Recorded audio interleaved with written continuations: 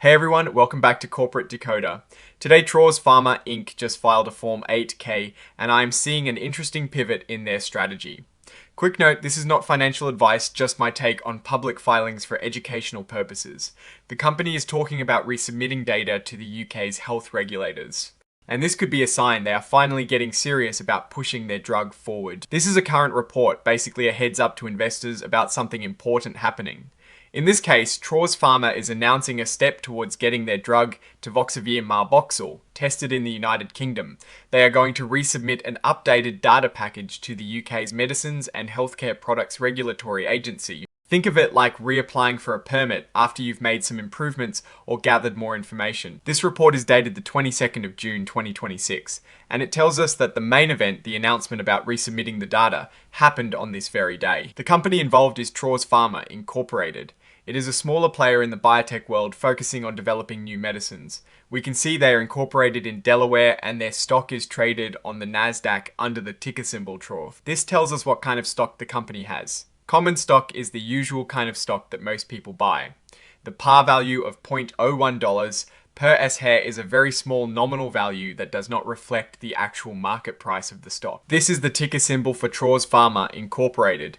It is how you would find their stock on a stock exchange. This is the stock exchange where Traws Pharma's common stock is listed and traded. The Nasdaq is one of the major stock markets in the United States, especially known for technology and growth companies. This section is about something called Regulation Full Disclosure, or Regulation FD for short. This rule aims to make sure all investors get the same important information at the same time. When a company makes a public announcement that could be important for investors, they often use this section to make sure everyone hears it. Here is the core of the news. On the 22nd of June, Traws Pharma put out a press release. The main point is that they are planning to send new and updated information to the UK's health regulators. This information is for their drug called Tivoxavir Marboxil, and it's about getting permission to test it. This is a crucial step for any drug development company. Think of it as trying to get past the gatekeepers to move to the next level of testing. This part is a bit of legalese. It basically says that while they are sharing this information, they want to clarify that it is not being officially filed in a way that makes them responsible for it under certain parts of the law, unless they specifically say so later. It is a common disclaimer to manage liability. They are furnishing the information, not formally filing it as part of their core reporting, which is a subtle but important distinction for legal reasons. This is a standard section in many company filings. It is a warning to investors. Companies use it to say that some of the things they are talking about are not guarantees about the future. They involve predictions and expectations that could be wrong because of various risks and uncertainties. They are being upfront here. They are telling you that what they are saying about the future might not happen. These kinds of statements often use words like anticipates, expects, believes, and will. The company's leaders are making educated guesses about the future based on what they know right now and how things have been going, but as they say, things can change. This section is where they list all the extra documents and information that come with this report. It includes the actual exhibits, which are the supporting documents for the main filing. This column lists the identification numbers for each exhibit. This column tells you what each exhibit is. This exhibit is the press release itself, dated the 22nd of June 2026. This is the actual document where the announcement about resubmitting the data package was made. This is the cover page interactive data file. It's an electronic tag file that helps computers read and process the information on the cover page of the filing, making it easier for data analysis. This is the date. The report is considered finalized and signed. This indicates that Charles Parker has signed the report.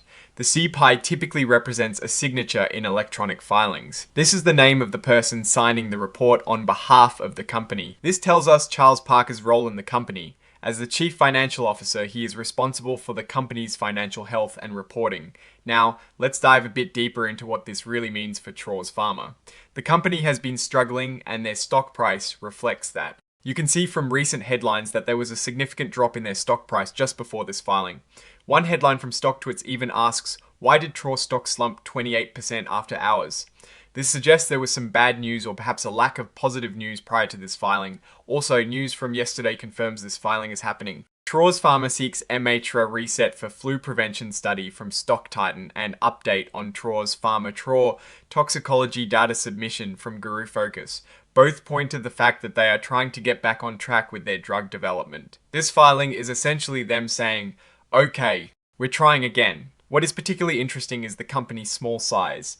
They only have 4 employees. This means that every single step they take, every piece of data they submit, is incredibly important. The fact that they are resubmitting data to the UK's regulatory agency for Tivoxavir Marboxil is a big deal for a company this small. It shows they are still committed to getting this drug tested and approved. We don't see specific financial tables in this particular 8K filing, which is typical for this type of report that focuses on a specific event like a regulatory submission announcement. However, the context from other news is crucial, the recent stock price slump, the talk of a reset for their study, and the small employee count all paint a picture of a company under pressure, trying to reignite its development pipeline. Historically, companies that have to resubmit data to regulatory bodies often face delays and increased costs. For a microcap company like Traws Pharma, with a market cap of around $13 million, these delays can be particularly challenging. We've seen companies in similar situations where a setback in regulatory approval leads to significant financial strain. For example, if a company like this faces prolonged delays, they might need to raise more capital, which could dilute existing shareholders' value even further. The investment in this company comes from institutional holders, but their stakes are relatively small, showing many sophisticated investors are still cautiously watching or have reduced their exposure.